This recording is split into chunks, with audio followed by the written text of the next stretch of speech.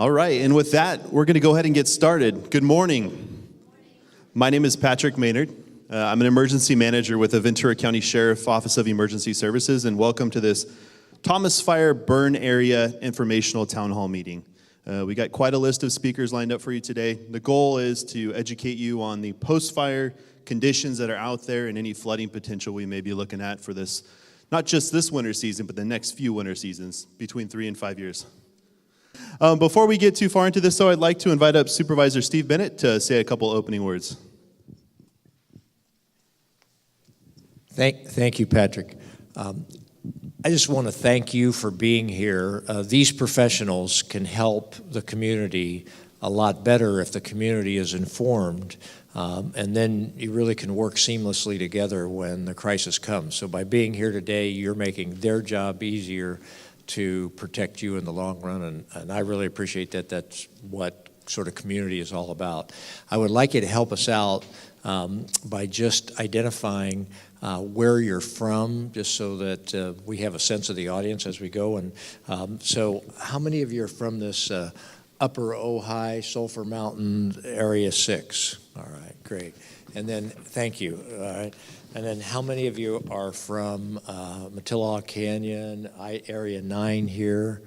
Just a couple. Okay, so that's helpful for us to know. And again, thank you very much for being here. My office wants to help as much as possible. I really want to compliment the professionals. They've really done a great job with the fire, but the fire recovery, trying to keep people informed.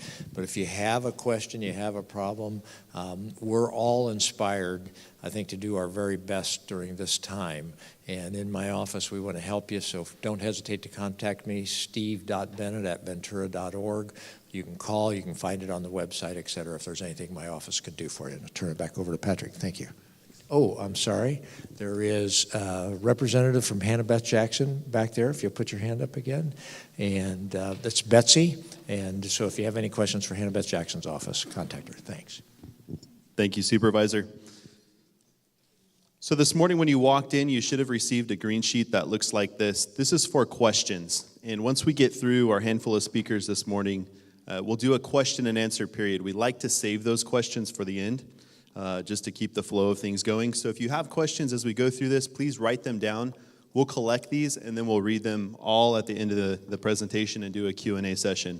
You may have noticed there's cameras in the back of the room. We are recording this. It is our goal to record this meeting today and make it available both on local access, Channel 8, Channel 10, depending on where you live, and also to make it available on our website, which you're going to hear a lot about today. And that website is vcemergency.com. So with that, I'd like to invite up Scott Holder. He's our first presenter. Scott's from the Ventura County Public Works Agency, the Watershed Protection District. He's a hydrologist, and he's going to talk to us about the debris flow risk. Here you go, Scott. All right, thanks, Patrick. As Patrick said, my name is Scott Holder. I'm with Ventura County Watershed Protection District. I'm one of the hydrologists with the Watershed Protection District, and we're under the umbrella of the Public Works Agency for the County of Ventura. We're actually, during a rain event and even during the fires, we're actually embedded with the Sheriff's OES. We're right in the EOC, so we can coordinate information about what's going on with the weather and with the storm event directly right to the emergency managers. So I'm going to kind of go over a little bit of the post-fire analysis and the potential impacts. So basically what happens, we had a fire, we lost the vegetation, and so now the hillside, the vegetation helped hold the soil together. Vegetation is no longer there. On top of it, the burning creates what's called a hydrophobic layer, which basically doesn't allow the rain to soak in. It becomes more like asphalt and it starts running off. Once we get enough rain, enough water flowing, the force of the water starts ripping the top layer off, starts picking up the soil, and as you get more and more, it can start picking up small pebbles, and then eventually, if it gets big enough, you can start getting the large-sized boulders, which we saw in Montecito. So that's the problem with, debris flows after post-fire. Here's a example. To the right is what a hydrophobic soil looks like. Basically, it's a big crust on top of it, and it's actually from the oils of the plants that create that layer, along with the intensity of the heat. And you can see on the left side, that's basically what happens. You start getting the rain on the hillside, it starts picking stuff up. So the important things you need for debris flow is some steep slopes, rain, and a burn area. So what's the thresholds that it takes to start a debris flow? As you can see here, these numbers are created from the U.S. Geological Survey. They've been studying fires in Southern California since 2003, and these are the numbers that they've derived for the Ventura County area of how much rain it takes before we start actually seeing a debris flow start. So less than a quarter inch in 15 minutes and about a half an inch in 1 hour, which is not a lot of rain. Most people, when it starts really getting a lot of water in the parking lots, begins to get, where it's hard to start driving, is about an inch an hour. So this is a lot lighter rain than you would think. So these are the 10 zones that were derived to break the Thomas Fire up. The zones were derived from areas that have similar inches, hazards, very unique to each area. So in this meeting, we're going to be talking about Zone 6, which is the Upper Ojai and Santa Paula Canyon areas, and Zone 9, which is basically the forest, Los Padres National Forest area, Matilaha Canyon, and Norfolk Matilaha. So here's a map zoomed in of the Zone 6 area. And the major issues in this area are the areas up against steep slopes, up Sulphur Mountain, up against Cesar in the range of the Los Padres, and in the individual creeks and streams. So Cesar Creek, Lion Creek, Santa Paula Creek are the major impact areas for Zone 6. So here's the kind of the list of them. Cornstein Road, there's areas there where we think that we can get some flooding, getting out of the creek and maybe impact some of the homes along that road. But really the biggest issue is going to be the potential for erosion of Highway 150, which we kind of see in big storms when we have really wet winters anyway. The problem is now with the fire, we have a larger chance of these kind of impacts occurring without as much rain. Zone 9, the slide's kind of cut off a little bit here, but we're talking to the north and west, the top and left side of the slide, which is the Los Padres National Forest. And once again, Matilaha Canyon and Norfolk Matilaha Creek. And the biggest issues in those areas are basically areas up in the canyons, right against the hillsides, where we can get a debris flow right off the hillsides and back into homes, along with the flows that may impact or flood Matilaha Creek and Norfolk Matilaha Canyon, Highway 33, and Matilaha Canyon Road. What has Ventura County Watershed Protection District been doing since the fire? For Zone 6 and Zones 9, we don't have a lot of facilities in that area. The only one we have is up at Matilaha Dam, and there's not much we can do with the reservoir itself. But in other areas of the Thomas Fire, we've been actually going around and making sure all of our basins are cleaned out that weren't cleaned out. We had some near Santa Paula and Fillmore that we weren't planning to clean out, but we have gone ahead and cleaned out this year. Make sure it has the capacity to store debris.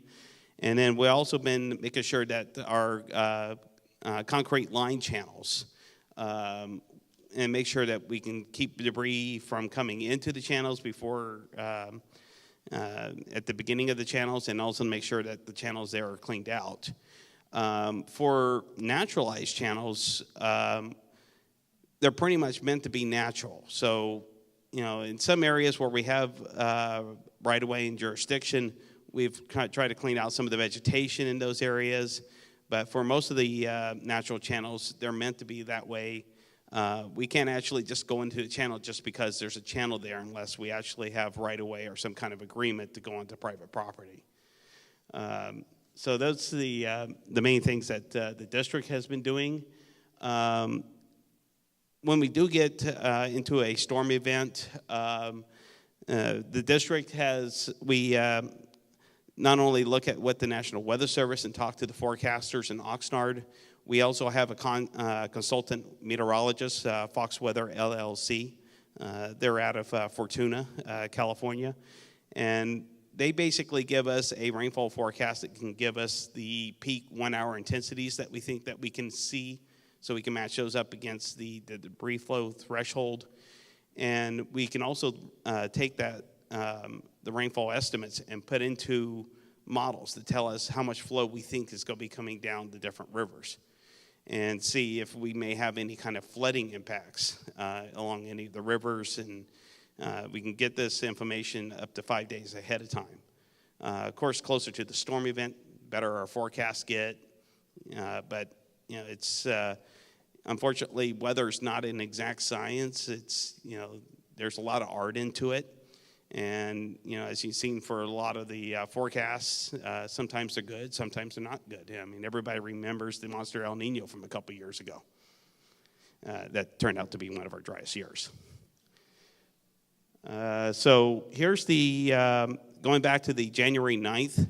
This is the forecast put out by the National Weather Service. It's basically showing quite a bit of rainfall, Santa Barbara, Ventura County areas for the Thomas Fire, but most of the rain was forecasted to be up in the mountains. And this initial one showed about 6 inches near Ojai, and 3 or inches or so along the coastal areas. This is from the Ventura County Watershed Protection District. This is our gauge network in cooperation with surrounding counties, Santa Barbara County Flood Control. And these are kind of the totals that we had. And you can see in the red where the higher rainfall amounts was up in the Matilaha watershed, upper Matilaha. And even if you look at this, you can see that in the Montecito area, they only got 2 to 3 inches of rain. That's not a lot of rain. We know what happened in Montecito. So the question is, we see 2 to 3 inches there in Montecito, and you can also see in the city of Ventura, we had about 2 to 3 inches of rain. Why did Montecito get hit, not Ventura? Here's 3:30 in the morning, taking a look at some of the rainfall totals. These are rainfall totals for 30-minute rainfall. So this is how much rain that fell in 30 minutes. And we can see in Montecito, it's just beginning to rain. We got a few hundreds. We can see yellow and red over near UCSB, Santa Barbara Airport. So there is some heavier rain in the area. So 16 minutes later, we now had 3/4 of an inch of rain in Montecito. They ended up with a 1/2 inch in 5 minutes, and they ended up in about 20 minutes with 1 inch of rain.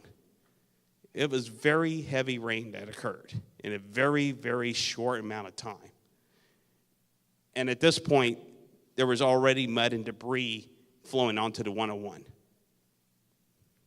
So keep in mind, this is from 16 minutes from the time that it started raining to when the debris flow hit. So debris flows don't take much time. You don't have time to run out, get to your car, and drive down the street, or go, okay, should I start getting the pets now? Should I start getting my stuff? Too late. Debris flows happen very, very quickly. And they happen in intensity of the rain. The higher intensity of the rain, the larger and more impacting the debris flow will occur.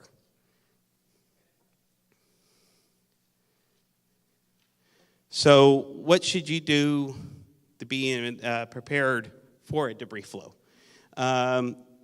Should follow the ready, set, go preparations.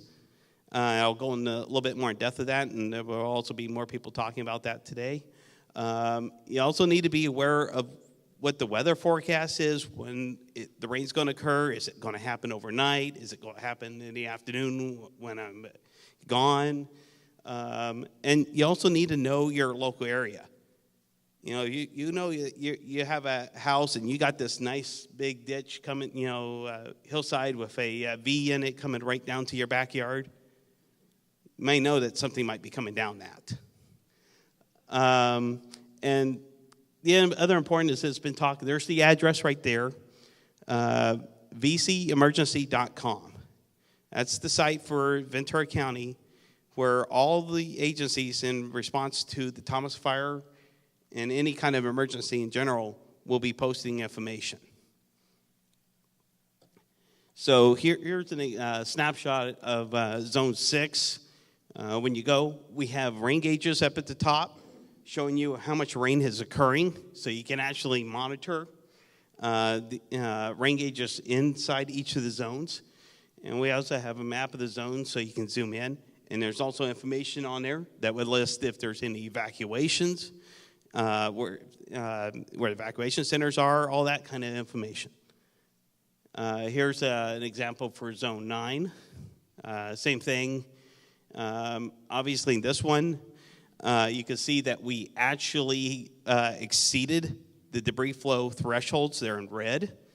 For Zone 9 on the January 9th storm. So anybody that was in Matilaha Canyon know that we actually had a flash flood come down Matilaha Creek. We measured right at Matilaha Dam about 6,000 CFS. It was the only spot in the whole entire county that we actually seen any kind of significant runoff from that storm. And it went all the way down to the ocean. It actually breached the berm here down in Ventura. And if anybody saw the water, it was pretty brown and black. So it was washing all the debris off of the fire. So here's the ready, set, go. Ready basically means in the days ahead of the fire, about 2 to 4 days, be aware of what the weather forecast is, and at that point, have an evacuation plan, know what you need to get, know that, where the information is. It's all the pre-planning that you need to know. And make sure that, your significant others know the exact same plan, be prepared for it. The set, that's where you'll have VC alert. Where you need to prepare for the evacuation, have your stuff packed, have the important documents with you, and once again, keep an eye on what the weather's doing. It's available on the internet. You can, get it from local media. Just be aware of what's going on. And then the go is basically when the evacuation order is given. And we don't give the Sheriff's OES are the ones that are responsible for getting information out on VC Alert. They don't issue evacuation notices lightly. They will issue one when they think that there is a chance of life-threatening, damage to property and life. And, we basically want you to heed the warnings. Just like what we saw in Montecito, things can get out of control and it can actually expand faster than anybody could ever think. So that's kind of the important thing, to keep in mind. And this is basically my last slide. This is back from 2005. This is the 101 near La Cachita. And basically, these are similar things, except we didn't have a fire there at that time. So we can have debris flows when we don't have a fire. It just takes a lot heavier rain to do it. But we can get these kind of events with very little rain now. So that's basically my presentation. I'll turn it back over to Patrick. Thank you, Scott.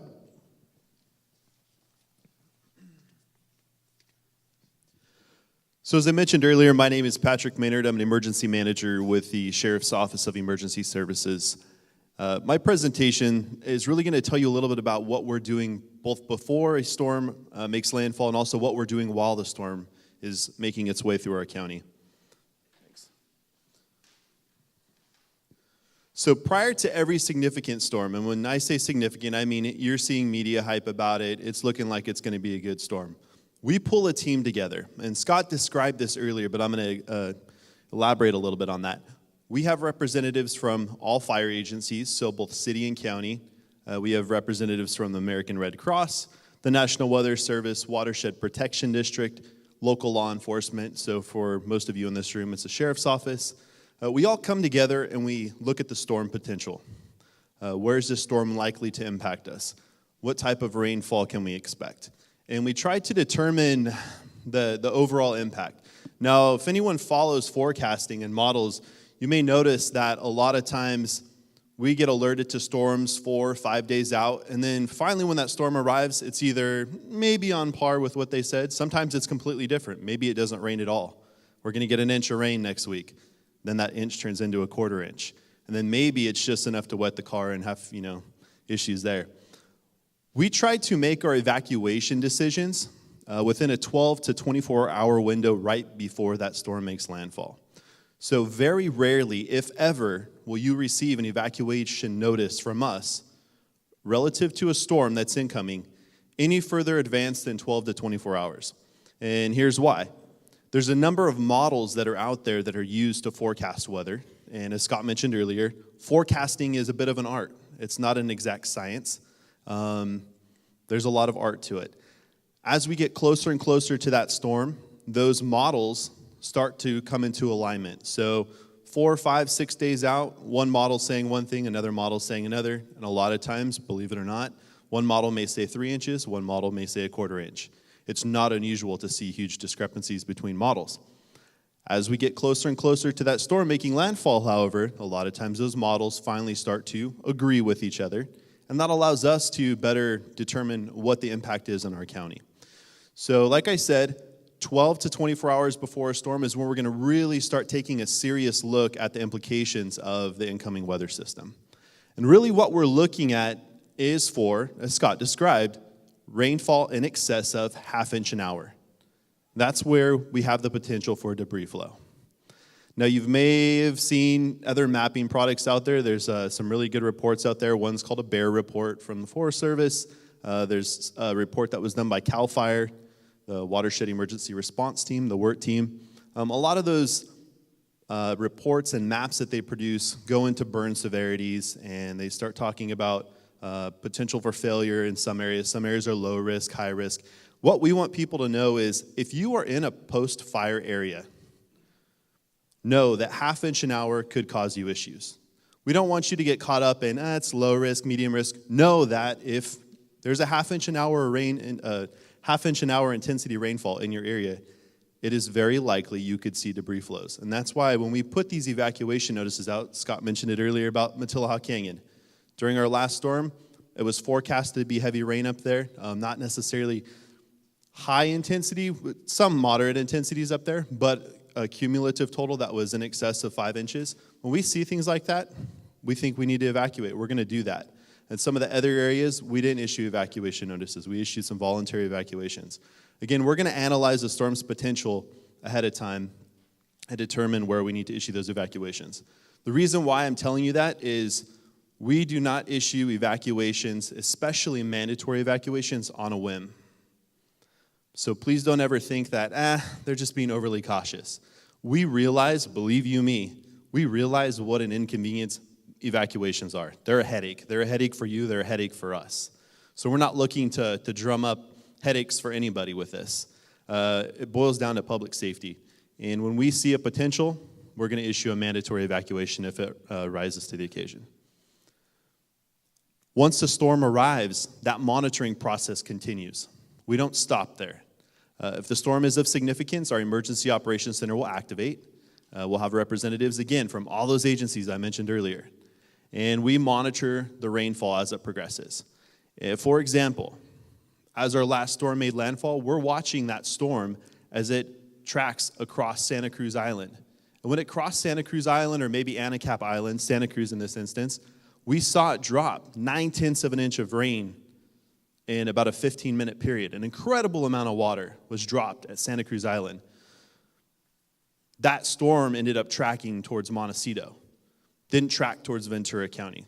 It was an unfortunate day for Montecito. It was a lucky day for Ventura in that the storm kind of, went the other direction.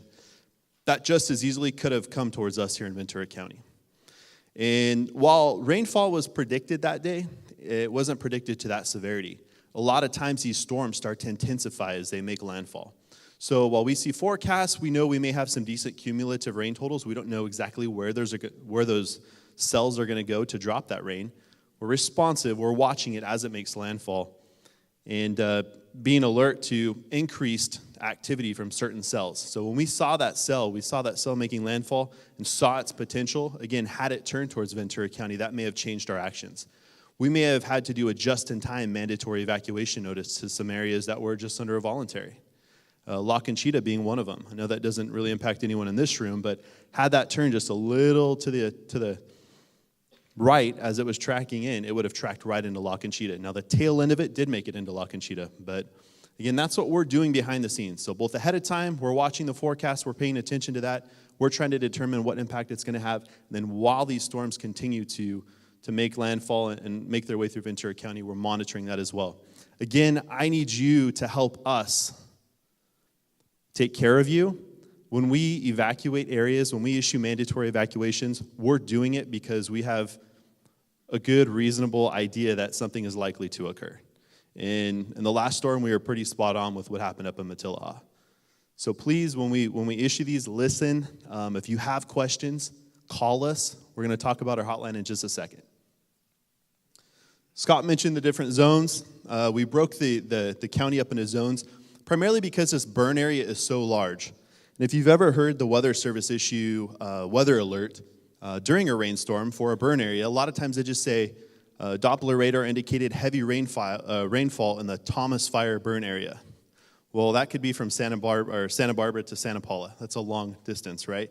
So to add some specificity to this whole thing, we zone this up, and the Weather Service has agreed to actually specifically call out zones. So if you ever hear a weather alert, a weather warning, for instance, or flash flood warning, they will say, for the Thomas Fire burn area, zone 1, zone 2, or all zones, depending on how the storm is tracking. Again, we did that just to try to help the end users out. VCEmergency.com. I mentioned this earlier. You're going to hear it a couple more times today. This website is a dynamic website that we've created with a drop-down that has each of the zones listed in there. It's both in English and Spanish. This is your go-to resource for real-time information. If we do evacuations, we're going to send out a VC alert call. If it's a mandatory, we may have deputies come knock on your door. But all that information is going to be listed on this website. All the current rainfall totals will be listed on this website. All of the known hazards that we've talked about today will be listed on this website. Please check this website frequently, especially during inclement weather. You're going to see this website in the media. You're going to see it on TV. This is our go-to place for information. That's an example from Santa Paula. Some areas, depending on Zone 6, I believe has 3 rain gauges. Some areas have only 2. It just depends on how close they are. These are very helpful, and I'll tell you, they help us in our decision making. So we're trying to give you an idea of what we're looking at to help support your decision making as well. Couple of important phone numbers. The top one, the OES business line. If you ever have questions related to emergency management issues, we're here to answer those questions for you. When it's sunny outside, feel free to give us a call. That's our office number. If you have a sheriff's concern, maybe you see something out there that we're missing, feel free to call our dispatch. That's listed below. VC Alert Hotline. Gil, in just a second, is going to actually talk about the VC Alert emergency notification system. If you want to register, that's the number. But most importantly is that last number, our information line. Anytime we issue evacuations anywhere in the county, we activate this information line. And the importance of that is if you're maybe questioning whether you should leave your house, it's 3 a.m, you're like, you know what, I'm not really quite understanding what the threat is here. What are they seeing? And you're maybe not so sure. Call that number. We have representatives from our team standing by waiting to answer your calls. We want to be able to make sure that you're fully educated on the potential of this storm as it makes landfall, and you make an educated decision whether you choose to stay or go. If you aren't quite clear on the hazard and you think, this just sounds like maybe it's a little overkill, call us. Call us and we're going to talk to you about it. And we're going to share with you what we're actually seeing. Very important. We want to make that available to you because it's your choice to stay behind, especially when we have rainfall that, is kind of maybe not so much of significance, but that can change. And there's a lot of folks in Montecito that, maybe kind of chose to stay behind that in hindsight, had they known it was so serious or maybe had listened a little bit more, would have said, gosh, you know what, I should have left.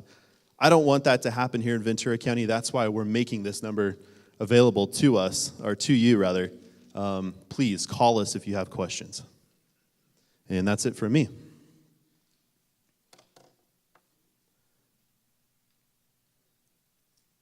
Up next is Gil Zavlodauer. Gil's an emergency manager with our office, and he's also our alert and warning coordinator. He's going to share with you a little bit about VC Alert and some of our other notification systems. Good morning, everybody. Like Pat mentioned, it's too loud? Okay, I'm going to take it down a notch. Does that work? Okay, like Pat mentioned, my name is Gil Zavlodauer, and I'm the alert and warning coordinator for Ventura County. And this morning, I just kind of want to recap. This morning, we talked about the hazards. We talked about what is public safety doing. Now, what I want to mention is how are we communicating that information to you? We have 3 systems, primary systems that we use to communicate information to you. The first one being VC Alert. That's our local emergency notification system. Show of hands, how many people are registered with VC Alert? Fantastic. During the Thomas fire, how many people received a VC Alert from us? Okay, something we can look at. Okay, so the next system we have, I'll talk in depth about VC Alert. The second system, it's a federal system. It's a little bit newer. It's been around for about 3 to 4 years. It's the wireless emergency alert system. How many people have received a text message with a very weird noise? Usually get them for Amber Alert. The California Highway Patrol sends. We have that capability as well to send wireless emergency alerts to every cell phone in Ventura County. For the Thomas fire, we actually issued 2 of these wireless emergency alerts. And I'll talk about that in depth. And the last system, it's been around since the 1950s. It's the emergency alert system. That's the one that takes over radio and TV. Okay, and we'll talk a little bit about that. And then I'll end my presentation talking about the National Weather Service. For storm events, they have 3 criteria. They have a watch, advisory, and a warning, and I'll talk about what those mean to you. Okay? VC Alert. What's great about VC Alert, in Ventura County, it's a regional system. All 10 cities are using the same system. So as long as you're a Ventura County resident, we're all using the same system, and which is fantastic. Another great thing about VC Alert is you get to opt in via a lot of different avenues. You can add up to 5 addresses for your profile. So if you have loved ones, you have places of work, you can add all of those to the system, and you are in charge of your profile. Another great thing about VC Alert is you can add multiple methods of communication. So landline phones, we actually purchased those from the local providers, AT&T, Verizon, Time Warner. We buy landline listed and unlisted numbers. What we don't have is cell phone, and we don't have email. So we encourage every resident to add that information to the system. And just to give you a little background on the system, we can send 100,000, we can send an emergency notification to over 100,000 contacts in about 1 hour. And to give you a little bit of information on the Thomas fire, we actually issued 66 VC alerts to over 100,000 contacts And we evacuated, whether it's a mandatory evacuation or a voluntary evacuation, over 90,000 people for the Thomas Fire. The system was successful. We didn't have any system issues. Now, when it comes to did you receive their alert, some, for example, places in Ventura, because the power was out, they couldn't get notification to their landline phone. When the power was restored, all those alerts started coming in. Those are things that we can't anticipate for every incident. It's a disaster, but the system itself worked, and it worked really well. And that's VC Alert. How do you register? So we've added a number of avenues for residents to register, and we highly recommend, if you're registered, most of the folks in this room were registered, please let your friends and your loved ones know about the system. If they live in Ventura County, they should be registered with VC Alert. So we have a website that we've created to allow for you to register, www.vcalert.org. We also have this new feature. It's if you have a smartphone, text the word VC Alert to 313131. You'll get a text message in return. You'll click on the link, and it'll allow you to put your information into the system, and then you hit submit, and then I'll be able to access it. And lastly, we have our hotline, like Patrick mentioned. We always have someone who will take your call, and if you don't have access to internet or you're struggling, give us a call, and we'll put you into the system. And that's 805-648-9283. The next system I want to talk about, because it is fairly new, is the federal's system. It's the wireless emergency alert system. And so what's great about the system is you don't have to opt in. If you have a smartphone, you can receive those messages, which is fantastic. Again, if you have a smartphone and you're within the area that we designate, and I have a graphic to show you, you'll be able to get those alerts. And there is something what they call bleed over, and I'll explain that in just a second. So, for example, the National Weather Service, because it is a federal program, the federal government, the National Weather Service can use this system, the state can use it, and you've received those from the California Highway Patrol for Amber Alerts. And this is the sample message. So we're talking about storm events today. What does a wireless emergency alert look like from the National Weather Service? And that's the exact message. Flash flood warning, this area till they'll provide you the time frame of that warning. Avoid flooded areas, check local media, and they'll say NWS, National Weather Service. Okay, the next system I want to talk about is the emergency alert system. Again, this has been around since the 1950s. This is under the Civil Defense period. It takes over radio and TV. For the Thomas Fire, we issued 2 wireless emergency alerts. We also issued 2 emergency alert systems as well, messages. And the radio that it goes over is KVTA 1590 AM, KHA 100.7 FM, and KMLA 103.7 FM in Spanish. So that's very good for you guys to know as well. There are multiple avenues for us to provide you emergency notification. These are the 3 primary ones. Captain Fraff is going to come up and talk to you about evacuations and some of the other ways that we notify you during storm event or evacuation. And the last part of my slide is I want to quickly focus on the National Weather Service. There are 3 criteria for storm event. The first one being a watch.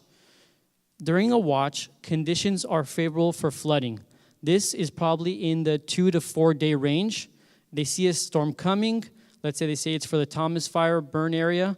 They might issue a watch. And at that point, what we want you to do is stay tuned. Be alert. Something is coming. That's the ready part of the ready, set, go. Just start getting prepared, right? Now, an advisory message. A specific weather event that is forecasted to occur may become a nuisance. We may have some nuisance flooding. At that point, you want to be even more aware, and you want to start exercising caution. Now, the most important criteria is during the warning phase. A flash flood warning. Flash flood is imminent or it's occurring. This even might be a little bit too late for you, because what they want you to do is, and we want you to do, is move to high ground. If you're at your house, if you have a second floor, move to the highest level in your house. Flash flooding is when issues really occur and you guys are in the most threat. And I want to end my presentation with this. We will do everything we can to notify you during a storm event. Right? We have our systems Captain Fraff is going to talk about our first responders. Please don't wait to hear or receive an emergency alert from us. If you feel that you are in threat, we want you to take action. We're providing you with information. We want to empower you that if you feel that you're in a threat, please take action, please leave. And please leave early. Okay, thank you very much for your time. Yeah, let me go. I'll switch your slides. Here's your quick.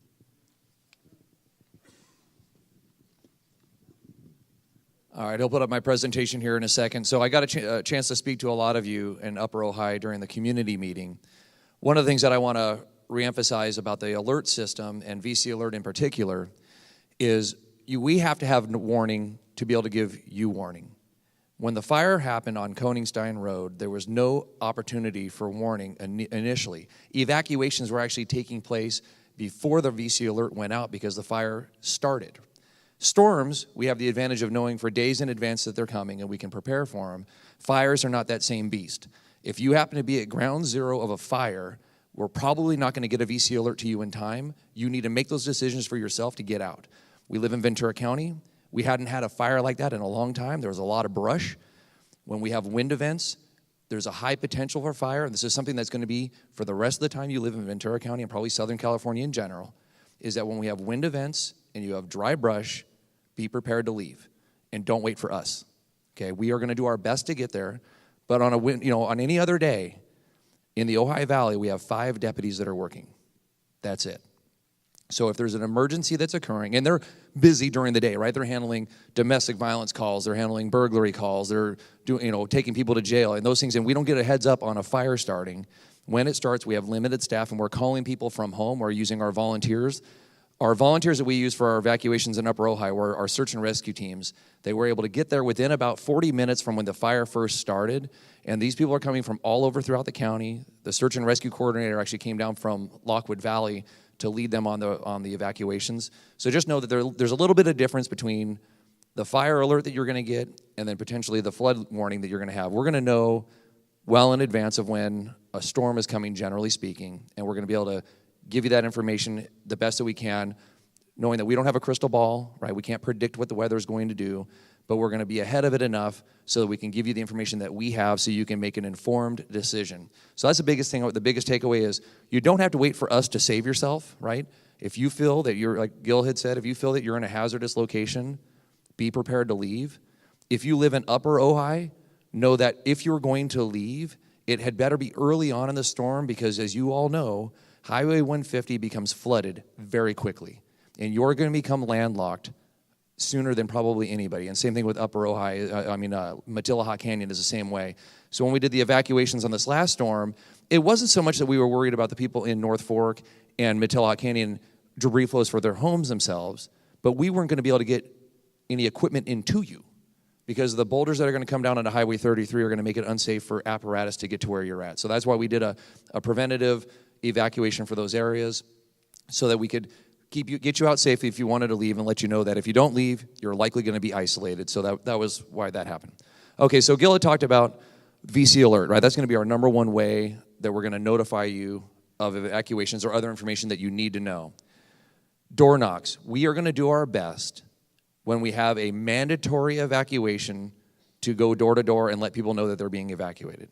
Now, depending on the size of the storm, the amount of zones that it's going to cover, and the available staff we have, know that we may not get door to door. It may be hitting a siren, driving down your street, and on the loudspeaker saying you need to evacuate. So just be paying attention as this information is coming out that we may not get there to knock on your door. We're going to do our best.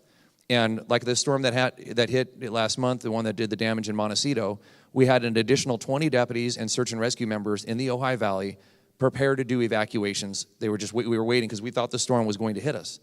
We got very fortunate that it went north and east of us, and so it missed us. I was here all night. I did 27 hours to make sure that we had the right information to get people safely out if we needed to. So door knocks will be something we will try and do. The emergency alert system and the wireless emergency alerts are the two other programs that Gil had talked about. So the emergency alert system only works if you have power, right? If you lose power and you don't have TV and radio anymore, you're going to have a problem unless you do what? Buy a radio that's a hand crank one or one that's got battery operated one so that you can listen to KHA or whatever the other channels were that he had mentioned that you want to get your information on. So part of your emergency kit should include things like a landline phone that's not a cordless phone, because if you lose your power, your cordless phone doesn't work. If you have one that plugs directly into the socket, it will still have power coming through that line and you can still receive calls through it. Having a battery-powered radio in your kit will allow you to turn on the radio and listen to the alerts, and you'll be notified then through the emergency alert system. The wireless emergency alerts are good if you have a smartphone. If you don't have a smartphone, you're not going to get that alert.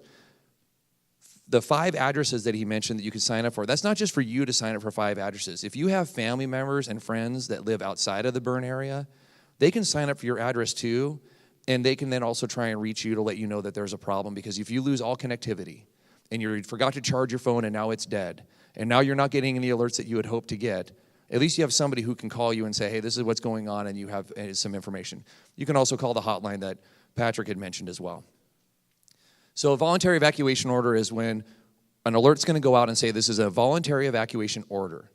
We suspect that there's going to be some problems, so if you move slow, you have a lot of animals, little kids, disabilities, and you think it's going to take you a while to leave, this would be a good time to really evaluate the storm and say, man, I should probably go now.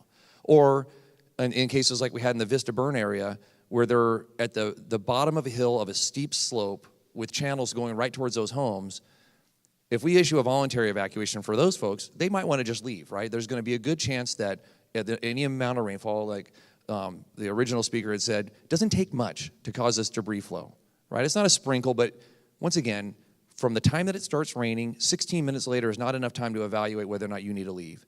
Be prepared. So the threat is not yet imminent. So, but these events change quickly.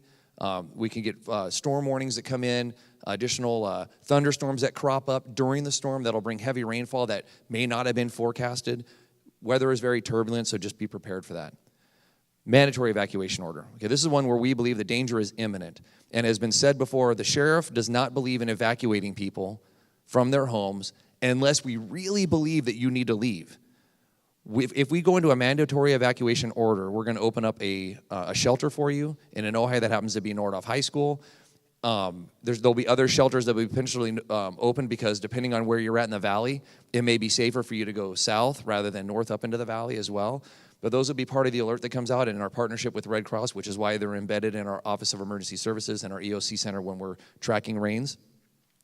This would be the one where we try and go door to door. When we're saying you need to leave, and was mentioned before, sure, you don't have to leave, right? We can't force you to leave your home. But we are really encouraging you, because there's a good chance that's the last time you're going to see us until this storm is over. We're not going to come back and tell you again, hey, we really meant that. We're going to come once and say, you're under mandatory evacuation order. We suggest you leave.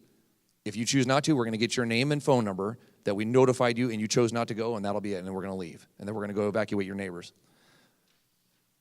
Shelter-in-place order. There are some places that you're going to be better off sheltering in place. Upper Ojai is probably one of the more likely places where you would have a good chance to shelter in place, other than on Koningstein or if you're right against a creek bed, because there's not a huge slope above you that's going to come down, but you're going to lose all your access to leave, right? You're going to lose 150 going to Santa Barbara. I mean, even in a good year where we didn't have a fire, that road closes, right? And now you look at Denison, if you drive down there, it's moonscape on Denison Grade. If we get any amount of rain, that thing is coming down, and you're not going to be able to get down the hill. So if you're in Upper Ojai, which most of you here are, either leave early or plan on getting to high ground, like Gil had said. If you have a 2-story home, get to the 2nd floor. Figure out where those places are that are going to be your best chance to be successful at surviving there, and then know where you're at on your particular landscape. Are you at the middle of a drainage coming out of the mountain? Are you right next to a creek bed? Those things are going to help determine what your threat level is in those areas. Once we conduct an evacuation, a mandatory evacuation, we won't let anybody back in. Okay, that's part of what we do to try and keep the area secure. Is we know you've left your home just like we did in the fires, and we're going to do our best to keep people from coming in. Can people get in? Absolutely, right? There are back roads, and if people are familiar with it, they can potentially get in, but we will have officers at these areas that will prevent people from coming in. We'll add extra patrols to those areas to make sure that people aren't in there committing mass amounts of theft or stealing from people that are gone, right? Any type of looting. Those with ID may be permitted access, but there's some areas when we do a mandatory evacuation that it'll be too hazardous and we won't let you back in. So although you have the choice to leave or not, once you leave, we probably won't let you back in until it's safe enough to let you back in, but we may keep everybody else out still. So under the hard road closures, we're not going to let anybody in on foot or vehicle or anything. We'll have an officer that'll be posted there, and they won't let anybody into the area. It's just deemed too hazardous. The only people that we will let in is media, right? The media has access to areas that are deemed hazardous. We just tell them, hey, listen, we know you're media and you're allowed access. Just know it's very dangerous over there, but if you choose to go, good luck. So VC emergency has been, I think, hammered down, right? We know that that's where you need to go to get the information is VC emergency. And once again, if you've lost power at home and you don't have access to this, hopefully you've connected with somebody outside of the region that can log in for you. And you can call them on the phone and say, hey, I've lost my computer access. Can you look at VC emergency and go to zone 9 or 6 and tell me what's going to happen right now? Can you tell me what the rainfall totals are, what road closures are happening, or what the evacuation orders are? And then once again, you can always call the information line as well. And apparently my presentation's over. Thanks, Chief Rahal, for that. Up next is Division Chief John McNeil from the Ventura County Fire Department. Don't forget, if you have questions, please write them down on that green paper following Chief McNeil's presentation. We're going to collect those. We're going to have a closing preparedness presentation, and then we'll go into a Q&A session. So please write down your questions. We'll do our best to answer them at the end. Chief? Good morning. Yes, as introduced, John McNeil with the County Fire Department. Also here from the County Fire Department is Battalion Chief Todd Leak. He's in the back, and will be available for questions afterwards. Our Public Information Officer, Captain Stan Ziegler, is also in the back, available for questions afterwards. And he is recording this, and it will be posted on the Ventura County Fire Department's website, which is vcfd.org. Also on the website is other preparatory information for the event we're discussing tonight. This is a real risk. I think this coordinated presentation hopefully is hitting the mark on informing you of this risk. And I don't want to just state the obvious, but the 3 events or disasters that we've had in this county in the last since 13, well, including La Conchita, I've been to every one of those, and it was hard to imagine when we were preparing for these what it could be. But when you go out there and you actually look at it and you see the devastation, the loss of life in the La Conchita specific, it's real. I was in Montecito also for about 10 days, and the amount of devastation is just hard to fathom until you see it in person. When you see a house that's a 2-story house that's completely torn in half, yet the bookshelf on the second floor that appears to be a small child's room, the knickknacks and the contents on the shelf aren't even moved. So the force that it takes to cut it in half and not move the knickknack, it's really hard to imagine. So yes, I'm mentioning that because this is a real risk. And when we think of the priorities, not only from the public safety response side, but priorities in general, when you're planning for this, keep in mind the protection of life, the preservation of property, and then I'm going to add a third one when I encourage you to put a plan together, and that's consider the isolation part. And I know most of the presenters have mentioned the isolation piece to this discussion, but the isolation piece may not threaten your life, may not threaten your property, but it's gonna be an inconvenience. So think about that when you're preparing your plan and for this event. So the fire department has a Ready, Set, Go program also. We're all using the Ready, Set campaign, all the agencies here. It makes sense. It's a fairly simple template to use. You can make it as sophisticated as you want, but it's a good sequence of events to consider when you're putting your plan together. And if you keep those 3 priorities in mind when you're putting yours together, it'll make sense. And the other focus point I want to make to the presentation is teamwork. So not only do we all need to prepare, your public safety agencies are preparing, they also have somewhat of a Ready, Set, Go format, but you as residents in this discussion, you're part of the team. We're all part of this team. I mean, it's been a very coordinated effort to present the issue and give information that would be beneficial to be a valuable member of the team, is the one way to look at it. So the fire department's ready, set, go. Ready is the preparatory phase of the three-step process. So take all this information that you're getting today, reach out to your friends, your neighbors, and spread the word. Have them consider the same discussion we're having today. So be prepared is the ready part of this. The set part is what we call gathering your situational awareness, or your essay, we call it in the fire business.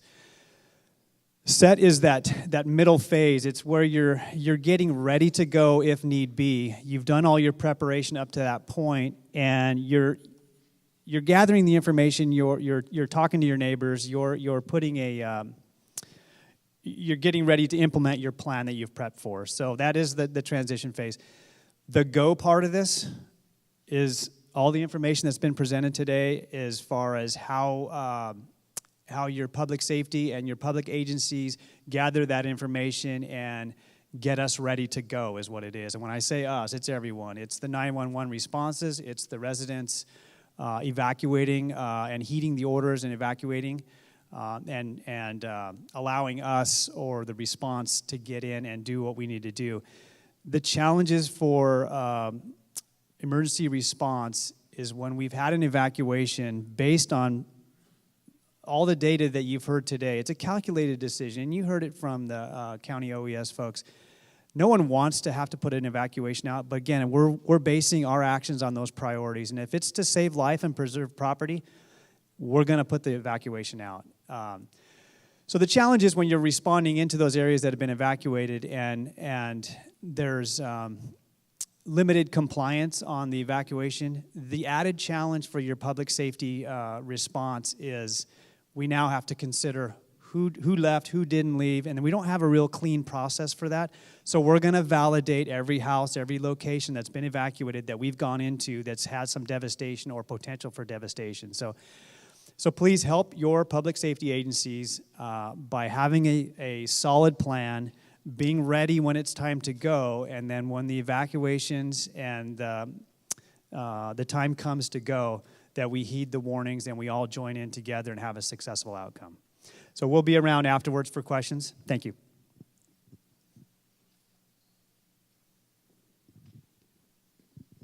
Thanks, Chief McNeil. Up next is Daryl Smith. Daryl's an emergency manager also with the Sheriff's Office of Emergency Services, and he's going to share some general preparedness tips. If you would, please, during the presentation, if you have questions on the green sheet, we'll come around and collect those. We'll just walk down the sides and you can pass those down. So thank you. Good morning. Here we have disaster preparedness. How many of you out there have kits that you have built and you're ready to go in case of an emergency? This is what we ask you to do. This is part of the prepare phase. So we want you to be prepared. Only you know what you need when you go to evacuate your home. What kind of important papers? Do you have animals? Do you have pet food? Do you have medications you need? 30 to 60 day supply? Because you don't know when you may get back into your homes. So emergency radios, flashlights, everything you can imagine that you might need to leave your home and expect to be gone for a few days. Do you have a plan? Now your plans, we ask that you communicate them to your family, maybe practice them, especially if you have children or people with any access and functional needs that may take a little bit more to evacuate and time to evacuate, so that you are prepared and you are ready. It's not a bad idea to practice your plans and communicate them with the rest of your family, whether they live with you or not, where you may be going to. Are you going to a friends and family's house? Are you going to a shelter? Maybe you have an out-of-state contact you can check in with to communicate between your family members. These are the things we talk about in the planning phase. Utility tools. Do you know how to shut off your utilities before you leave? Things like that. And then we have our website here. It's readyventuracounty.org. You can go to it. and it basically has all the same information and more that you got with your booklets you picked up on your way in today, your emergency planning guides. You can go here for all kinds of information. And we also have a new tool for you. It's an app, and it works on the smartphones and Androids. You can download it onto your phone. We have a prepare, plan, hazards, maps and routes, stay informed, and get involved. And down at the bottom, you'll see the little red triangle that says alerts. You can get all your most current alerts issued by the National Weather Service also with this app. It gives you all the same forms and actually a checklist so you can check off as you accomplish things in your plan. And then the stay informed part is very important. You have multiple links here to these websites we talked about and registering for VC Alert. So if you're ever communicating with your family members how to register for VC Alert, you can show them your app and it's got all the information there for you. This will take you to vcemergency.com as well. So it's a one-stop shop if you have this app on your phone to get information during inclement weather or disaster. And that concludes my presentation on preparedness. Are there any questions? Thank you. All right, thank you, Daryl. And last but certainly not least, I'd like to invite Laura Pickens from FEMA up. She's just going to make a quick announcement. Looks like she brought a partner in crime, too. Laura is actually one of many members from FEMA that have been deployed to Ventura County to assist us in our response. She's working on several things, including FEMA's Individual Assistance Program. But one cool thing she did while she was here, when's the last time you were home? September 8th of 2017 is the last time this poor lady was home. And they just get bounced from place to place. So it's an amazing career. Nonetheless, while she was here, she actually adopted a dog. That's pretty cool. So thanks for doing that. And here's Laura. Thank you. I won't take much of your time. I just want to let you know that we are here, still supporting the community, and we have our disaster survivor assistance team in the back.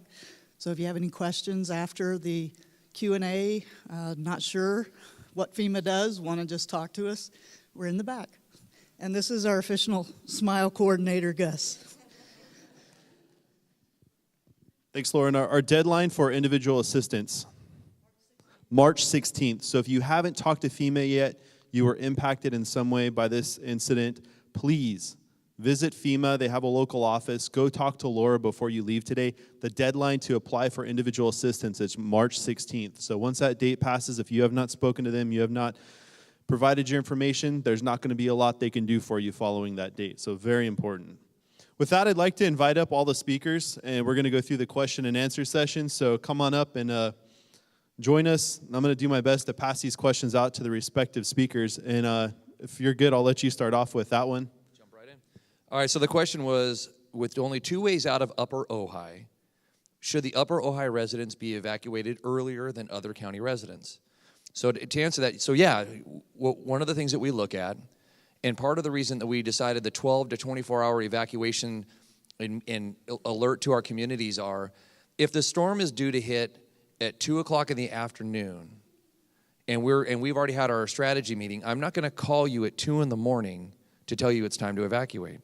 We're going to make those notifications at 6 in the evening, so you have time to gather your belongings and get out when it's still safe, preferably even if we can notify a little bit earlier when it's still light, so you can safely get out of the area. So yeah, we do take that into account, and that was one of the reasons that we also broke down the Thomas Fire into the different zones, is because every zone has a unique hazard to it. Upper Ojai meaning that you're going to get landlocked, right? We know this.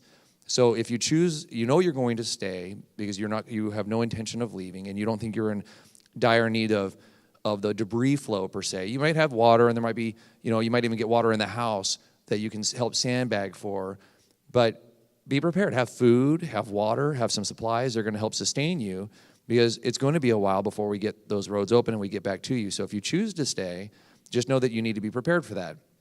If you know that you're landlocked with 2 easy exits, like I said, in a good year, they get wiped out, be prepared to leave sooner than everybody else. And we start tracking a storm. You don't have to wait for us to give you the evacuation notice. If you feel like, man, this storm looks ugly, it looks like it's going to bring rainfall, and I don't really want to be stuck up here when this happens, pack your things and go. Everybody should at this point already be ready, right? Right now, everybody should be ready. Now we're looking at the set go part.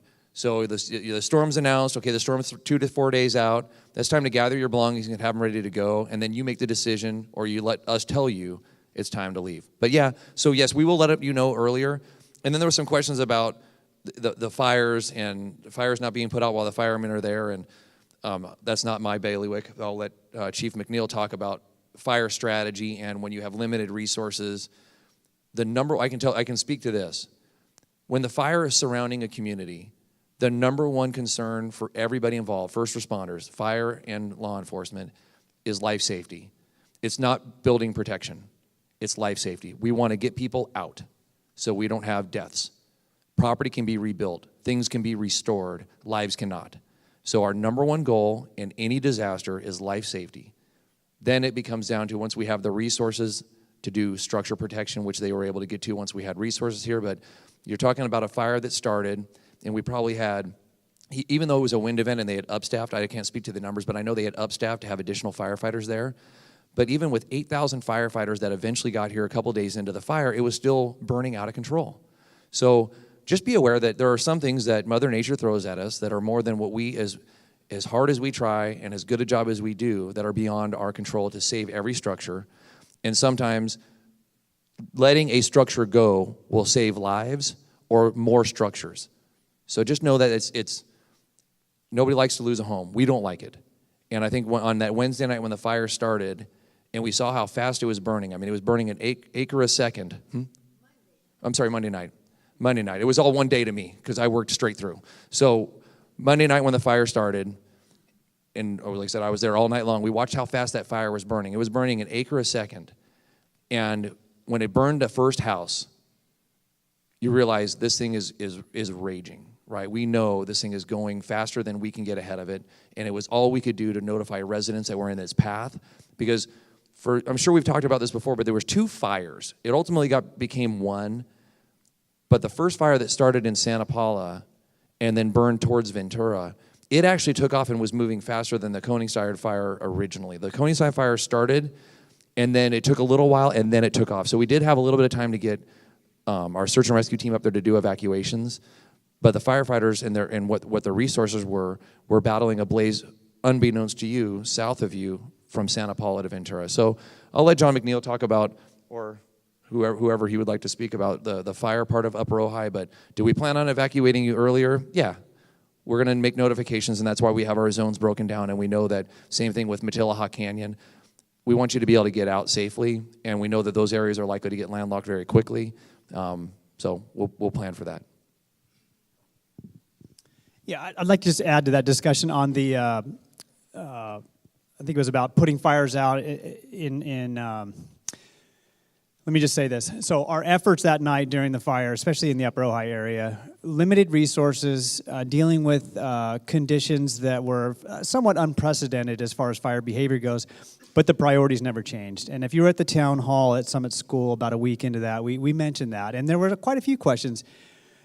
I didn't see anyone putting fire out. There was some fire extinguishing going on, but a lot of those firefighters were using their fire trucks as taxis. They were putting people, now, let me back up a little bit. And this may not have been so specific to the Upper Ojai area, but throughout that fire, a lot of the fire trucks were putting people in the fire truck and driving them to safety. When you're doing that, you're not putting any hose on the ground, you're not flowing any water. They're maintaining the priorities, which is to get people out of harm's way. So there was quite some stories in the Wheeler Canyon area and downwind of the original start. So I'm not sure if that satisfies your question, whoever answered that, but there were quite a few efforts going on to save lives. Second to that was trying to preserve the property. So that's the... I also have some questions about the Upper Ojai area, as is a completely different area from others. And the question is, are you making any specific plans for the unique circumstances of Upper Ojai? Your fire department and your law enforcement agency, we have a ready, set, go strategy also. And when we know there is a weather forecast for potential issues, we are upstaffing, we're pre-positioning resources. When I talk specifically to fire department resources, we have heavy equipment, we have excavators, backhoes, we have unique equipment that is quite beneficial in a debris flow issue. We have additional rescue resources, additional fire engines, helicopters are upstaffed.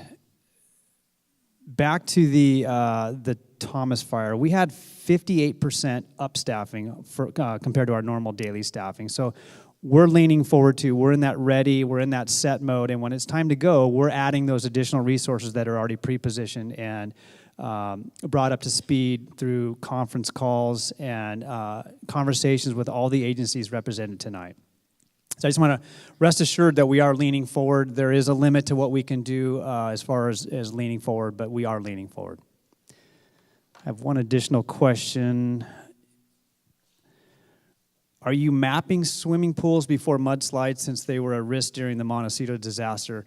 They're quite a risk. They're one of many risks during these debris flows. And when the ground's covered with new debris that's come off the hill, some of those boulders are big as the cars. And yes, the swimming pools do get covered, ponds, everything else.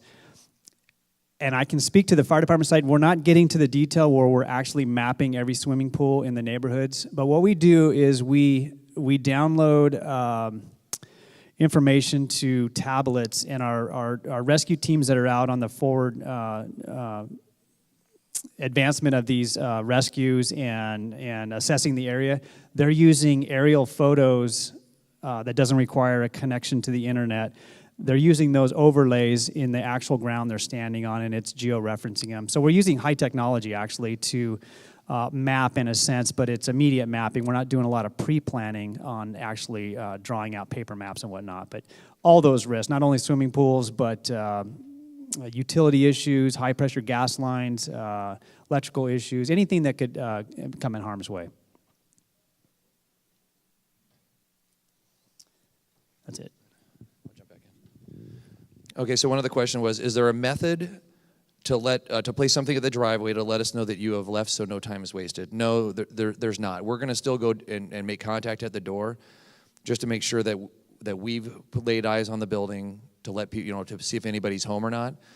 And on a follow-up to that was, if you evacuate, do you leave your property unlocked? That's up to you if you want to leave it unlocked for us to go in and check. If we show up and we think that there may be somebody there, whether they're fallen ill, they're asleep or unconscious, and that we want to provide some type of life-saving measure, if we need to get in, we'll get in. And then we'll check the house and we'll do our best to secure it when we leave. Along that question was, do we have to be worried about looting? Well, like I said, during an evacuation, we will have extra patrol on hand. They're looking for people that don't belong in the area, that appear to not be driving directly to and from a location, that are kind of lurking around, if you will, and we'll be making contact with those folks. But it's always a concern. Anytime you leave your house for any amount of time, you should have some method of securing it, whether you have your doors locked, you have an alarm system, you have a dog at home, you don't keep valuables in plain view, you have a safe. All these things are layers of protection you can do to keep your home and your property safe. But I would say at the end of the day, when we're doing these evacuations, is because we're worried about your life. I am no longer really that concerned about your stuff. We're going to do our best to keep people from coming in and getting it, but our goal is to get you out safely so that you still have a life to live. I would suggest that if you haven't done so already and you think you need insurance to cover your property, that this would be a good time to get it if you think you need it, right? So I know that because of the disaster area that's surrounded us, that I don't think there's the 30-day or 60-day waiting period anymore for flood insurance. I think you're eligible to get it right away. But you'll have to contact your insurance agent to confirm that. But do you have to worry about looting? Yeah, of course. Don't leave your stuff out where it's easily get. Just like any other day, don't leave things in your car. Don't leave your car unlocked. Don't leave your keys in your car, for crying out loud. We get cars stolen all the time because people leave their keys in their car. And then there was a question about a fire road. Well, first of all, it says Montecito did a water pipe break. I don't know. I don't have no idea what happened in Montecito, other than they had a lot of mud come down the hill. Will a fire road next to Wildwind Road open if the grade closes or 150 closes in both directions? Not at least initially, and certainly not for the public to drive on. We may use alternate paths to get in and out, depending on the closures. Just like during the Vista fire, we were using the bike path to get back and forth because 33 was completely blocked with fire trucks and apparatus fighting a fire.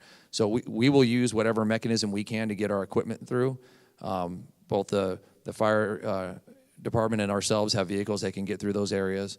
And we don't want anybody else there, especially in the middle of these disasters and with fires.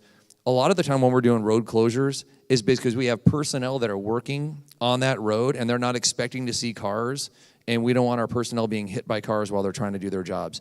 And that's not just us, that's after the fact when Edison is putting up lines again. We don't want their crews being hit. So we're a lot of the closures that continue for days on, even if the storm or the fire has passed, is so that the emergency crews and all the other public utilities commission groups can get out and fix the equipment without being hurt in the process. All right? Okay, I got quite a few different questions here. The first one was to discuss evacuations for the flood in Upper Ojai in recent years. We got somebody that lives by Cesar Creek and doesn't remember any flooding even in 2005. Typically, Upper Ojai, there's some minor shallow flooding that impacts some roads and crossings, but it's not really something that's significant. What has changed now is you can get a debris flow that can come down one of the hillsides and so on and put extra debris into the creek, and it can deflect the creek out. Do we know exactly where that area is going to be and exactly when that's going to occur? We don't. There's a lot of things that are in play when one of these debris flows actually happen, and we can kind of have an idea of you got a higher chance here, lower chance here, but we can't say for sure 100% that it's going to happen, and it's going to happen during this storm, and it's going to happen at 2:30 in the morning. Unfortunately, that's just something we can't predict. But if you live next to one of the creeks, yeah, you need to probably take some preventive measures around your house, kind of upstream, direct any flow back toward the creek, sandbags, if you can get some K-rails or something like that to help direct things back.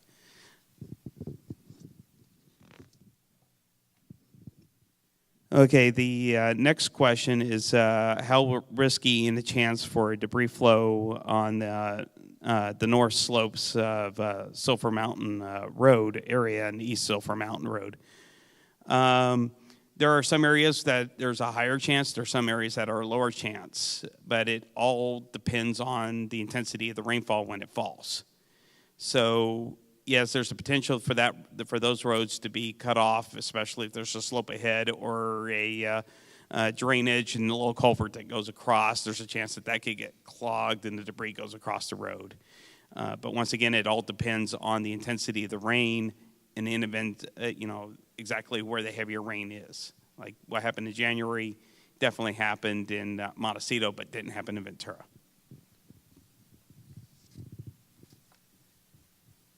Okay, the next question is, did the Thomas Fire, as it moved towards Santa Barbara, destroy any of the many rain gauges in the backcountry, and like the one in Old Man Mountain, and how the gauges forward being maintained?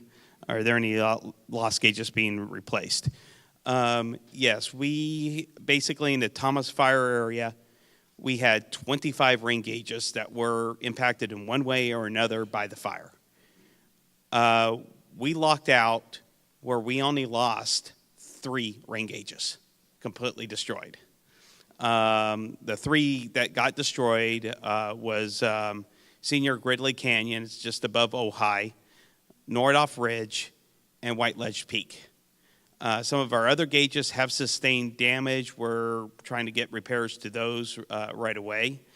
The 3 gauges that were destroyed, we got equipment on order. We're beginning to get that equipment, and we're expected to hopefully get those replaced, hopefully within the next few weeks to a month. It's just trying to get the equipment replaced, and we're trying to get funding for that from FEMA for the disaster declaration. In addition, we've added 3 new gauges that we didn't have before that was telemetered. One in Upper Ojai on the western side of the valley near Happy Valley. One at Thatcher School, and we added one in the city of Ventura and Hall Canyon. All of our rain gauges are solar powered, and the ones I'm specifically talking about are telemetry, so the data comes to our webpage, and that page I show you with all the rain totals, those have all the rain gauges on it. And the ones that are out right now have M's on them. We have one other rain gauge that shows an M. It's our gauge that's on Norfolk, Matillahawk Creek. The reason why that one's not working is it transmits to Nordhoff, and since Nordhoff got destroyed, that one's not transmitting, but we're hoping to get the equipment. That one's taking a little bit longer, unfortunately, because it's a repeater and it needs special crystals and stuff for radio. So the next one is the canyon walls and parts of Upper Ojai are very tall and very steep with tons of burned trees. Those canyon walls are butting up against the creek. What are the specific hazards in Santa Paula Canyon, Bear Creek, getting clogged and redirecting the flow in the other creeks? There's a good chance that could happen. It depends on how big the debris flow, how much debris comes down. It's basically why we say the areas near any of the creeks in Upper Ojai, also in Norfolk and Matillahawk Canyon, for that matter.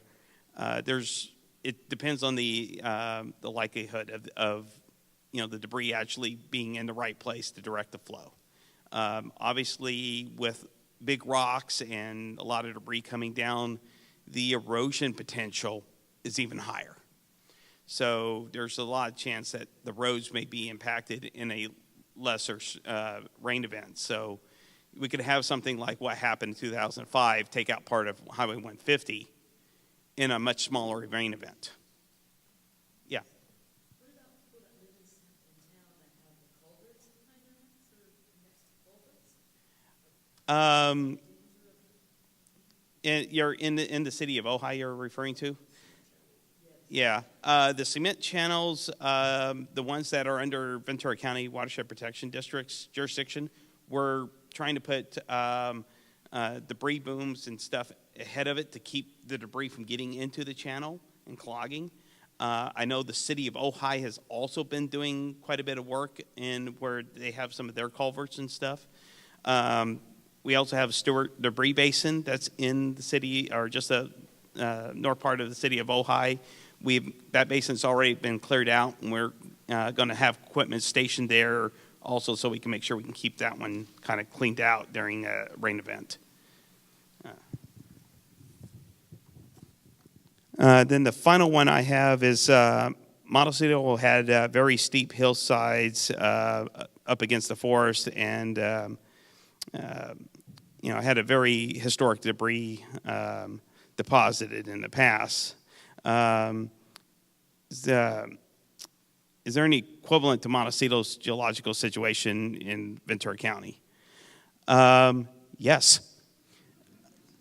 The same geologic formations that are above Montecito, which is, from the, I'm trying to remember from quite, unfortunately we don't have our geologist here that could rattle them off the top of his head, but there's the Caesar Formation, there's the Cozy Dale, there's a bunch of them that are stacked up, and some of them are very susceptible to falling apart. Those same geologic formations above Montecito extend across White Ledge, north of Lake Casitas, and across Ojai, and into Upper Ojai up to the Topa Bluffs. So yes, they're exactly the same geologic formations. What's different? Once you come off of the hillsides, we're a lot further from the ocean. So the slopes actually flatten out significantly more, both in Upper Ojai and in the Ojai Valley. We don't have a lot of development that's right along the creeks that they have in Montecito. So we have a lot more room for the debris to kind of go as it comes down.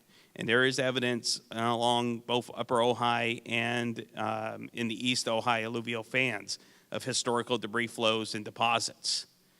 So yes, it's definitely potential. It could happen, but at the severity that we saw in Montecito, because we don't have all the development all up against the creeks, probably won't be as severe with as much property impacted. Yes, the homes near the creeks and even some homes where a little bit further where the flow might have gotten directed could be impacted, but probably not 30 feet high debris, more likely.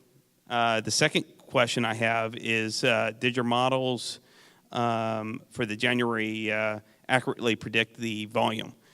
Our forecasts did not specifically show that cell come into Montecito.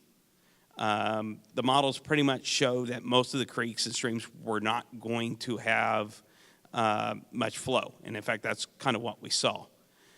So our models not only run with the forecasted, but we take the data from that rain gauge network, and that is put into our models. And we rerun those models about every 4 hours. And once we started getting the rain, yes, it started to show how much flow. Because there was a lot of debris into the flow, it was a lot more than what our models predicted. So we're now using that data to try to make our models better, and so we can be prepared for the next storm. It's kind of a moving target because what Mother Nature does after the fact, we can't kind of predict, ahead of time, but we can learn from it and try to make things better so we're better prepared for the next time. So I hope I answered those questions. Yeah, one of the questions was that was asked of me, and this has been asked at other town halls, is for how many years are we in this hazard? So I'm going to hand the mic to somebody who's going to answer that question. Let's see who's going to raise their hand for that. But I guarantee it's beyond this year. So just if you think we get through this winter, that it's like, woo, we're good. No, we're not. Here you go. Okay. Typically for after a fire, typically the more dangerous years are the first 2 years right after the fire. The highest impact being the first one, having a good winter, having rain regenerate some vegetation helps make it a little bit better for the second year. Get no rain the second year, things get a little bit better. Unfortunately, there's a problem with that one. And we saw it during the Springs fire that we had over in Camarillo. This winter so far is on target to be one of our driest winters we ever had. We've only had one storm, and most of our county has 3 inches or less of rain. In fact, some areas are around 1/2 to 3/4 of an inch of rain since October 1st. So for next year, we're going to be, next winter, we're looking at being in a year 1 as the fire just happened again. And as long as we don't get rain, it's a double-edged sword. We need rain to get the vegetation going, but every time we get the rain, you got the potential for the debris flows and flooding problems and that kind of stuff. So trying to find that middle ground between it's going to be kind of tough. And depending on how the next couple winters, we can be dealing with this thing up to about 5-6 years. It's just something, unfortunately, we're going to have to pay attention to see what happens. But you need to be prepared for quite a few years. And for a fire to really recover, it takes anywhere 5 to 8 years to really recover. So. All right, one simple question. Will this be online? Will this be available online? And absolutely. Once these town halls are completed, the awesome team at CAPS, who's been tremendous throughout our entire town hall circuit that we've been doing the last week, will be helping us edit these and post them online. So absolutely, they'll be online in both English and Spanish, and we'll make those available as subtitles for those in the deaf and hard of hearing community as well. A question about evacuation terminology, and I'm just going to read it. It's a little bit lengthy, but bear with me. Santa Barbara County is changing evacuation term voluntary evacuation to pre-evacuation. At the Santa Paula meeting, officials said they're discussing the issue. Who decides? So the team that's here speaking to you today, fire, sheriff, watershed, Red Cross, everybody is at the table discussing this. And this is a decision that's made on an operational area level. we try to implement the same terminology across the entire county. So if you live in Ojai or you're in Simi Valley, you're going to hear the same thing. Very important. I can tell you that right after the fire and prior to our first storm that we experienced, we discussed potential evacuation scenarios as we started to examine the fire area. We discussed terminology at that point, even prior to Montecito occurring. And it's an ongoing discussion that we have very regularly. We're meeting again next week to discuss the terminology. The question goes on to ask, basically, in essence, are people taking voluntary evacuations seriously?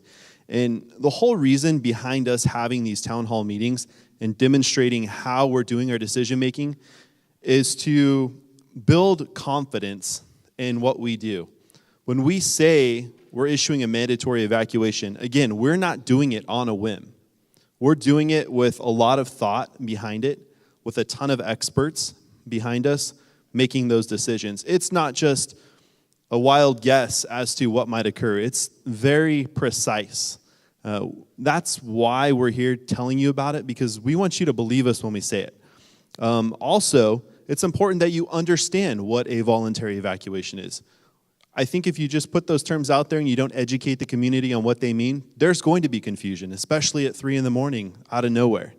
But if we work hard to educate the community, what we've done is we've actually sent out mailers to everybody in the Ojai Valley, clear into Santa Paula, a lot of the burn area. We sent upwards of 20,000 mailers out to talk about that.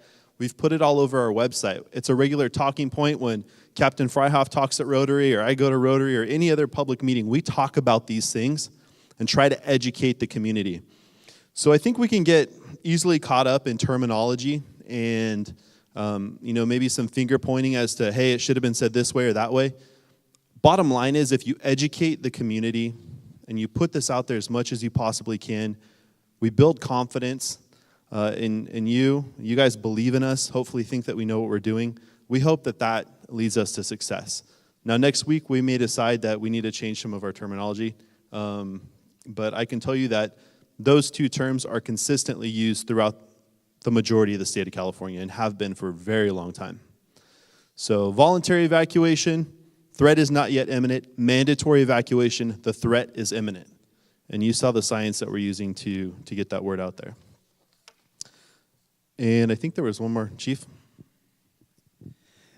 I have a question referencing the 2005 rains and the isolation issue with Highway 150 being blocked off and down to one lane. And the specific question is, what plans are there for emergency personnel to reach the Upper Ojai via helicopter?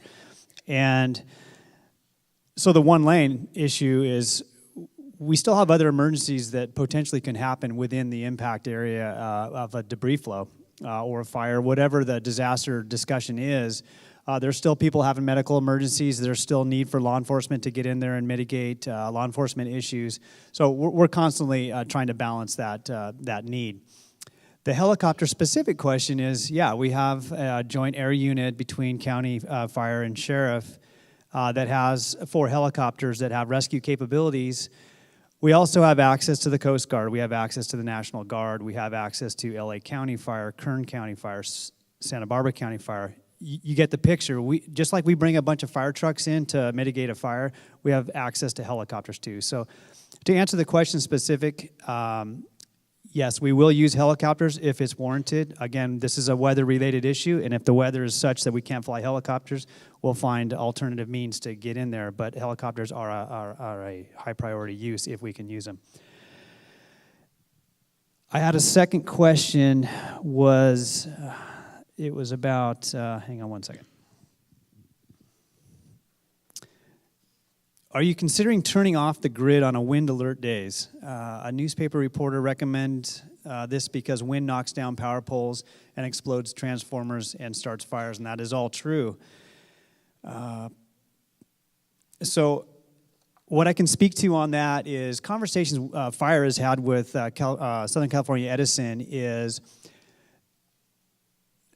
Edison has a process to where when they have a break in a line for whatever reason, whether the wind blew it down or for whatever reason, they have an immediate reset process to try and maintain the grid and the power going through those lines. they now have an ability and an awareness when we have predicted wind and issues that could cause fire based on that issue, where they'll reprogram that reset process to where it doesn't reset.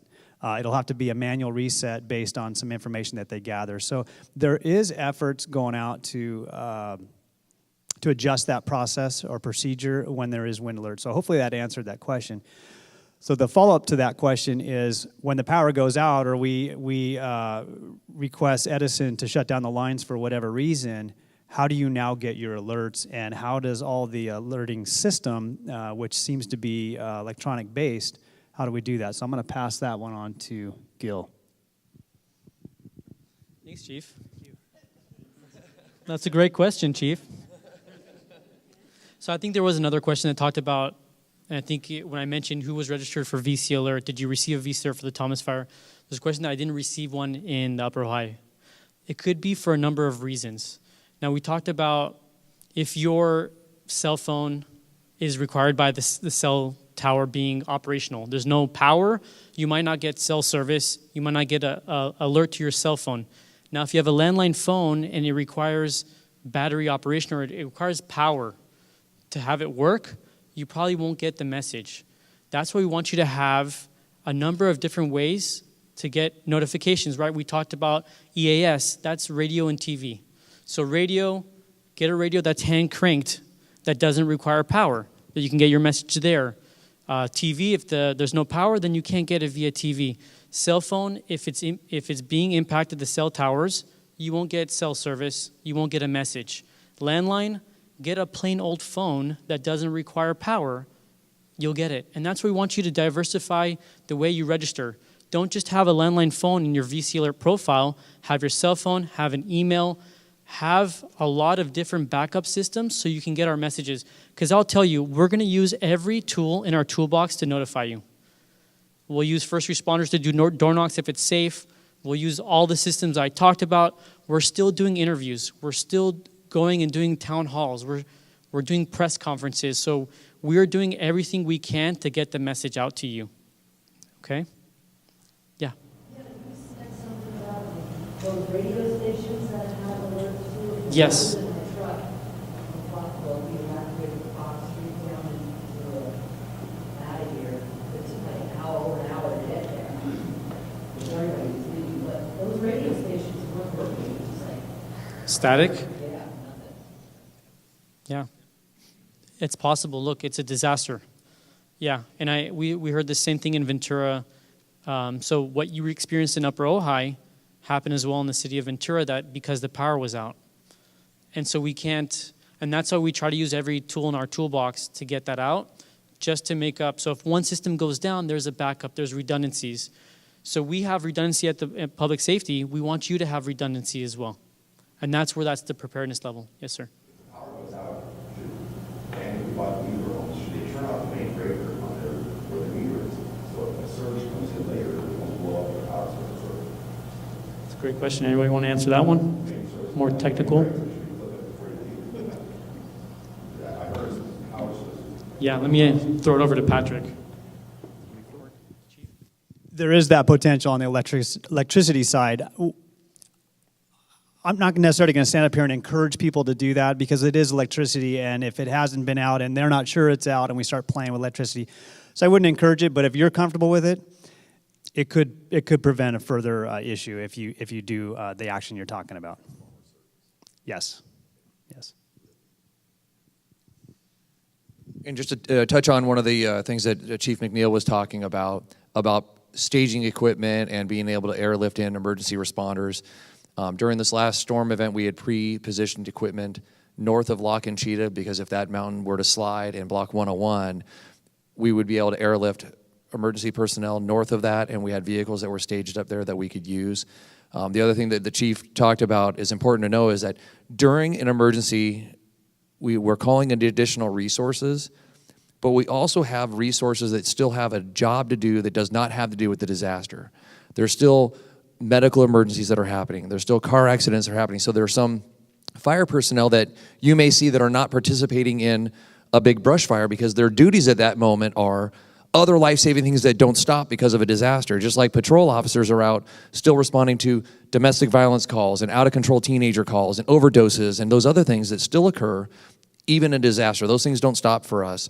So that's why when you see somebody and they're like, why aren't they doing this? Well, we have other roles besides the disaster that we still have to attend to, and that's part of the upstaffing that the chief had done before this last flood, and like we did as well, having the proper equipment in place, adding additional bodies so that we have the staff there to draw from, not only handling the typical emergencies that we get in the day, but also dealing with the disaster at hand.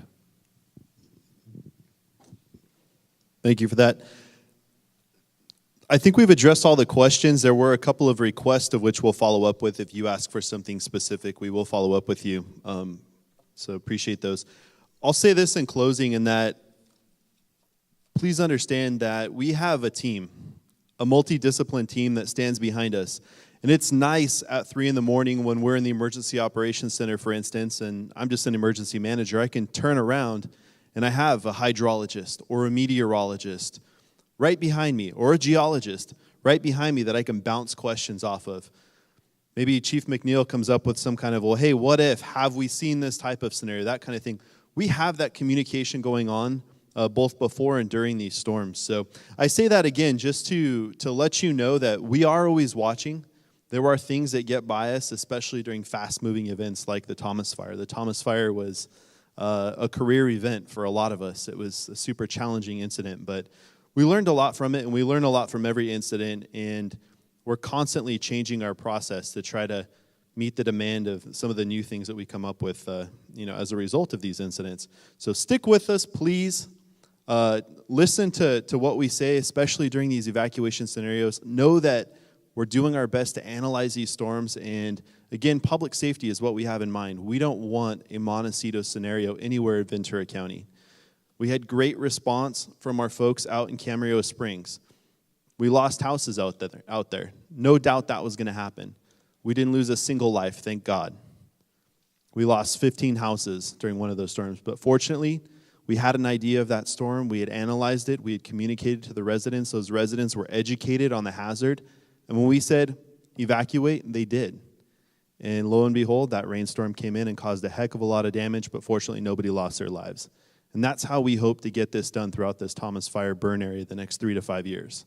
Stick with us. Again, we've got great stakeholders throughout the room that are helping us do this. When you plan on having follow-up to evaluate all the equipment during the furlough, I heard that you were going to have a town hall meeting, but I haven't heard anything about it. Because more or less to evaluate what went down, what the expectations are of the people that live in the Upper Ohio, what do they expect in the future? Because apparently our governor is saying this is going to be a non-stop thing where we're going to have these big old fires. So I'm just curious when the next town hall meeting is going to. There is no town hall meeting scheduled to address that specific post-Thomas Fire evaluation. What I can tell you, though, is County Fire and actually a lot of the agencies here, we do what we call an AAR. It's an after-action review, and we're doing it in focused groups, and then we're doing an overall one within the fire department. And the idea there is it's a process where we look at what was planned, what actually happened, what can we do to improve it for next time, what were the shortcomings, and we come up with a report.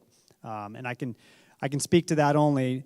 There's no plans that I know of to actually bring that conversation to a town hall style. But I'd be glad to talk to you anytime.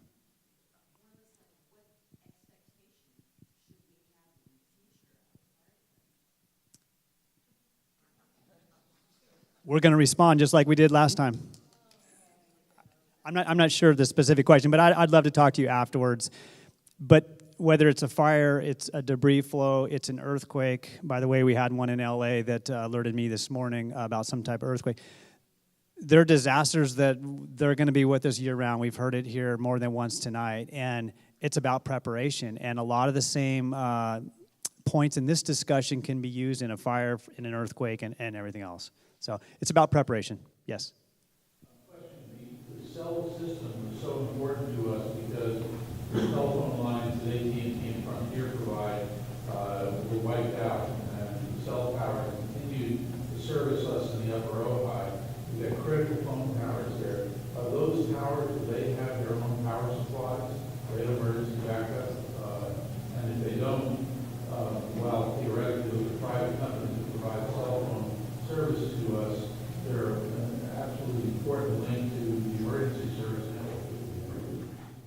It's my understanding they do have backups, power backups, just like our radio infrastructure that we use for our agencies have all some type of battery backup or some type of power backup. I can't speak specifically, but my assumption is the cell towers are treated the same way. But during that fire, and we can call it a fire, we'll call it a disaster. It wiped out a lot of infrastructure, and it challenged not only us getting the messages out to you, but our own communications within our agencies to try and deal with the emergency. I'm just saying that somebody should reach out. They're not represented here to them and make sure that their systems are rugged in these circumstances. Because we can't rely on landlines anymore. We all see those telephone cables breaking their way up from Ojai and then breaking their way up from Santa Paula. And we see how vulnerable they were in this fire. And cell systems are critical to us. So I hope that somebody in the emergency preparedness area is reaching out to the phone companies and making sure that infrastructure is solid. No, absolutely, right? We've all become reliant on technology. What I'm asking you all to do now is become reliant on yourselves, okay? You know a storm's coming. You know you're in a vulnerable area. If you think you need to leave, leave. If there's a fire, and knew we were due. For years we've been saying this was coming, and it came. Be prepared. The ready, set, go is ready, set, right? Be ready, set during fire season. And you know when the winds kick up in September through March, that there's a good chance. Now this one was especially volatile because we didn't have any rain before the December fire hit. Normally we get some rain in October, November. We got none. So even the ground cover was dry.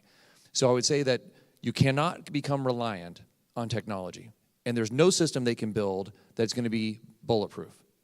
They've got backup powers. They have backup generators.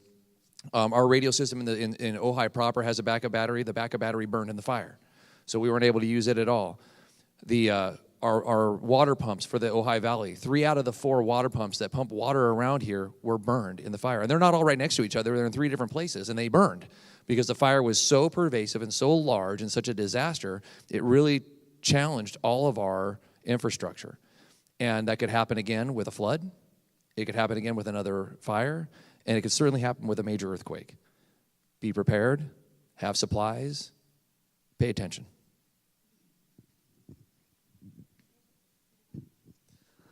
All right, so hopefully we answered all your questions. If any of you have specific questions, please, we will all be around. We're here all day. We've got 2 other town halls. We're happy to speak with you one-on-one. There's some maps on the side walls here. Feel free to take a look at those. And anyone from any of the public safety agencies, including the OES team, will be more than happy to answer your questions. With that, thanks for coming out this morning. Everyone have a great day, and we will talk to you soon.